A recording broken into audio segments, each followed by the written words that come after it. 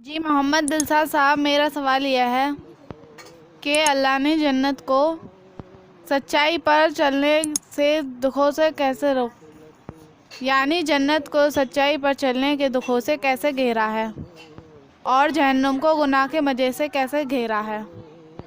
آسان بھاشا میں سمجھائیں۔ بھائی سوال اچھا کیا ہے کہ جنت کو سچائی پر چلنے کے دکھوں سے اللہ تعالیٰ نے کیسے گھیرا ہے اور جہنم کو گناہ کے مزے سے کیسے گھیرا ہے۔ اچھا سوال ہے۔ واقعی میں جنت کو اللہ تعالیٰ نے بہت دکھوں سے گھیر دیا ہے۔ نہ اللہ دکھتا ہے، دنیا میں ہم دیکھ رہے ہیں بھئی کائنات بنی ہوئی دکھائی دے رہی ہے، بنانے والا دکھتا نہیں۔ کائنات چلتی ہوئی دکھائی دے رہی ہے، چلانے والا دکھتا نہیں۔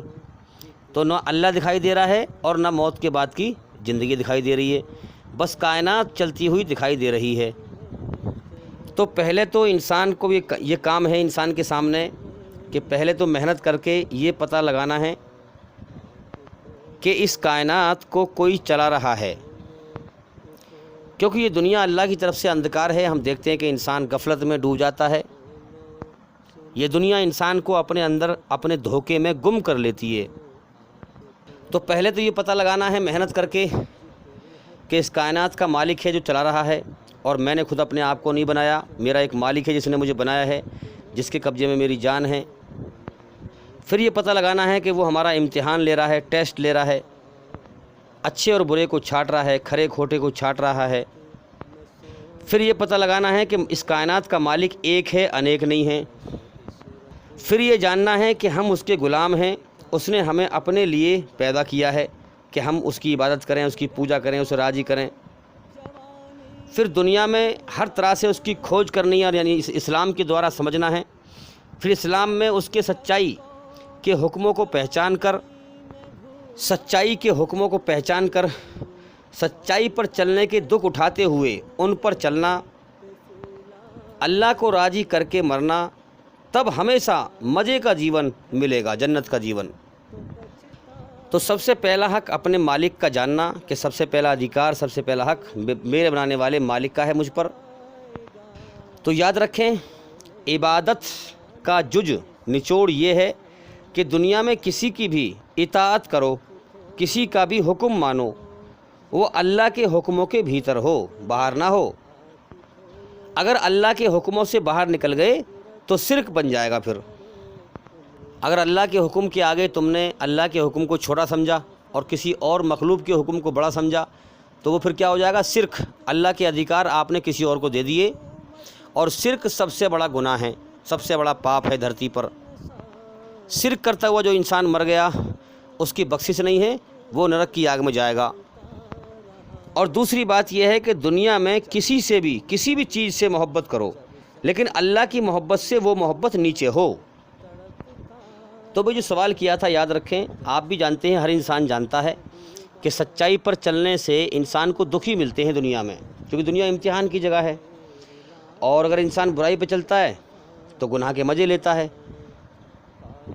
عام طور پہ ہم دیکھتے ہیں کہ سچائی پر چلنے پر انسان کو کٹھنائی ہوتی ہے اور برائی پر چلنے پر آسانی ہوتی ہے، دیکھتے ہیں ہم۔ اب جو جیون کے مقصد پر غور نہ کرے اور برائی پر چلتا رہے تو اللہ نے برائی کا راستہ بھی کھول رکھا ہے۔ برائی پر چل کر اللہ کی طرف سے اندھا ہو کے جیون کا سمے پورا کر کے مر جائے گا۔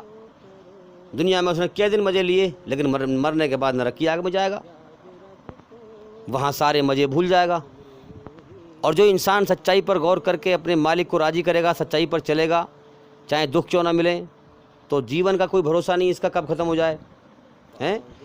اس چھوٹی زندگی میں اللہ کو راضی کر کے مر جائے گا، ہمیشہ کامیابی کا جیون پائے گا، اور جنت میں جانے کے بعد سارے دکھ بھول جائے گا۔ تو بھئی ہمیں سب سے زیادہ محبت اللہ سے کرنی چاہیے، اللہ کے حکم سے باہر نہیں نکلنا چاہیے۔ جو لوگ حقیقت میں سچے ایمان والے ہیں وہ سب سے زیادہ شدید محبت اللہ سے کرتے ہیں اور اللہ کے حکموں سے باہر نہیں نکلتے۔ وہ اللہ کی محبت میں اپنی ہر خوشی قربان کر دیتے ہیں۔ وہ گناہ نہیں کرتے، گناہ کا مزہ نہیں لیتے، وہ اللہ کی محبت میں اپنی ہر خوشی قربان کر دیتے ہیں۔ وہ ہر کام کو کرنے میں اللہ کو راضی کرنے کی دوڑ لگاتے ہیں، کسی اور کو راضی کرنے کی نہیں۔ اللہ کو راضی کرنے کی۔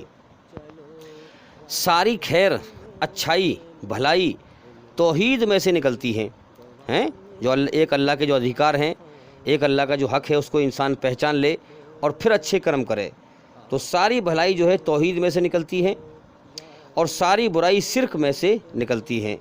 توحید پر اور اللہ کے حکموں پر چل کر جو اپنی روح کو برائی کی گندگی سے پاک کر کے مر کے جائے گا دنیا سے، وہ کامیاب ہو جائے گا، ورنہ انسان ناکام ہو جائے گا۔ تو بھئی جنت کو اللہ تعالیٰ نے سچائی کے دکھوں سے اسی طرح گھیرا ہے کہ اللہ کا حکم ہے کہ اپنے پورے وجود پر اللہ کا حکم جاری کر دو۔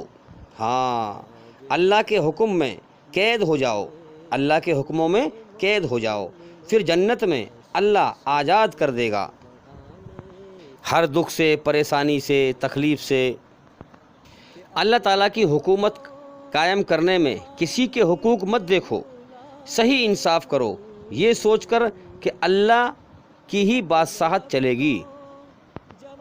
تو بھئی لوگوں کو خبردار کر دو کہ تمہیں اپنے مالک کو اپنے ایک ایک کرم کا حساب دینا ہے مرنے کے بعد، زبان کے ایک ایک بول کا حساب دینا ہے موت کے بعد۔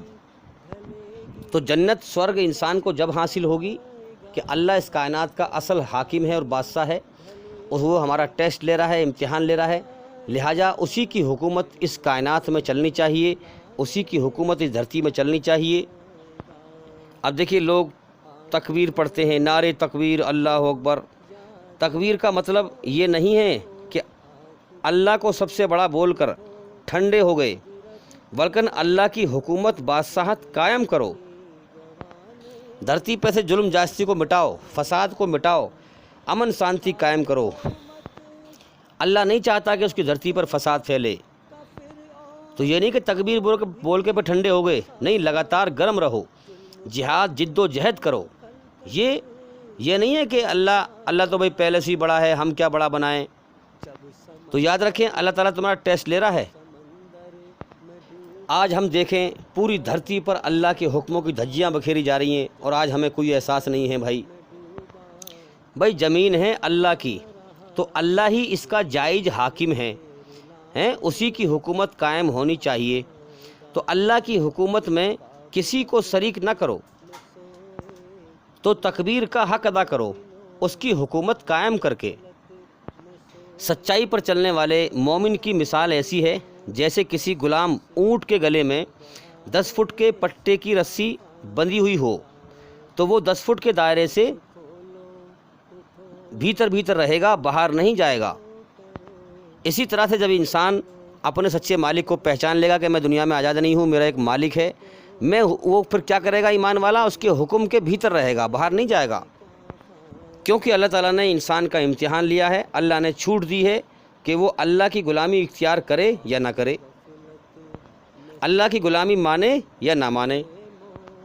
تو یاد رکھیں مومن، سچائی پر چلنے والا ایماندار اللہ کے حکموں کے دائرے کے باہر نہیں جاتا، اندر رہتا ہے۔ تو بھئی اگر ہم اللہ تعالیٰ سے محبت کرتے ہیں تو اللہ کی حکومت قائم کرنے میں تن من دھن لگا دو، یہ ہے اصلی عبادت۔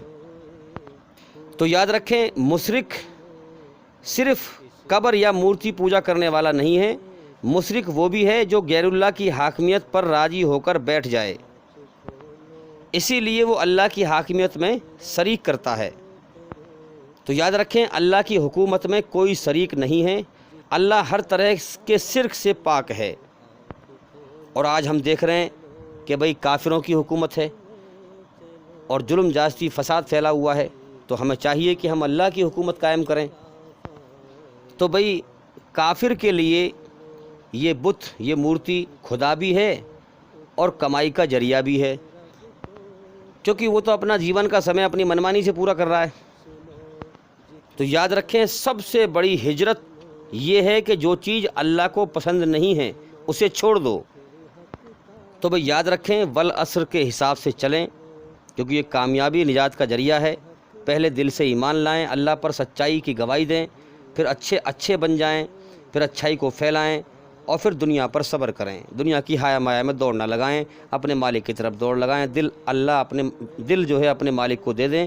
اصل جیون موت کے بعد ہے، پھر اللہ تعالیٰ ہماری ہر مرضی پوری کرے گا۔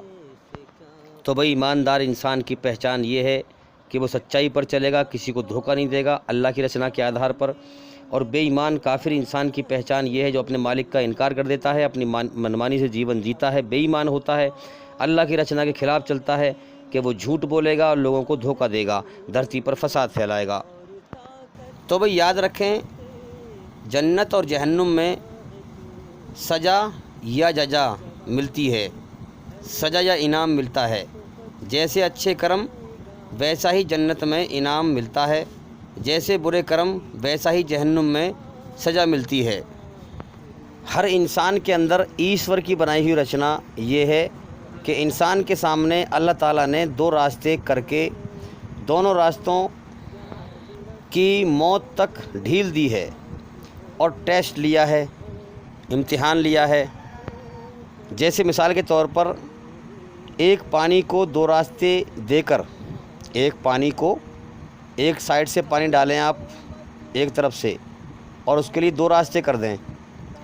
ایک پانی کو دو راستے دے کر دیکھا جائے کہ کتنا پانی ایک راستے پر گیا اور کتنا پانی دوسرے راستے پر گیا۔ جیسے پانی چھٹ گیا کہ پانی اپنی مرضی سے ایک دوسرے راستے پہ گیا اور ایک اس راستے پہ گیا، تو اسی طرح سے اچھا اور برا انسان اپنے آپ چھٹ جاتا ہے اور کرم کر کے مر جاتا ہے۔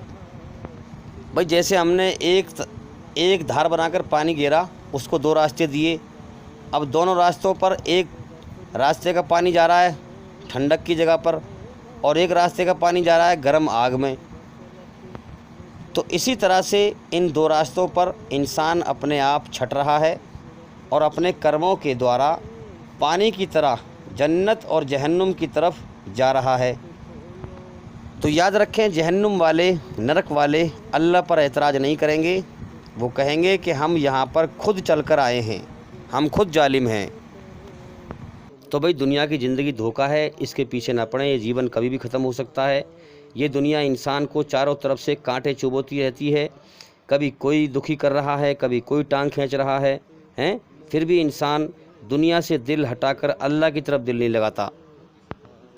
آج ہم دیکھ رہے ہیں کہ انسان ایشوری رچنا کے خلاف چل کر آج یہاں انسان سچائی یعنی اسلام سے دشمنی کر کے دھرتی پر جرم جاستی پھیلا رہا ہے، لیکن موت کے بعد انسان سب سے بڑی حسرت یہ کرے گا، پچھتائے گا، یہ کرے گا کہ اے کاش میں اپنی زندگی کا ایک ایک پل اللہ کی کھوج کرنے میں، اپنے مالک کی کھوج کرنے میں اور راضی کرنے میں لگاتا، تو آج میں ہمیشہ کی بربادی نرک کی آگ سے بچ جاتا۔ لیکن میرے بھائیوں، اس وقت کے پچھتاوے سے کچھ نہیں ہوگا، پھر انسان ہمیشہ کے لیے جیون کی بازی ہار چکا ہوگا۔ مگر میرے بھائیوں، دنیا کا نشہ بھی اتنا خطرناک ہے کہ جان انسان کی اللہ کے قبضے میں ہے، جب چاہے موت دے کر اٹھا لے، مگر انسان دنیا میں ہمیشہ رہنے کے گمان میں رہتا ہے، جیتا ہے اور ظلم کرتا رہتا ہے۔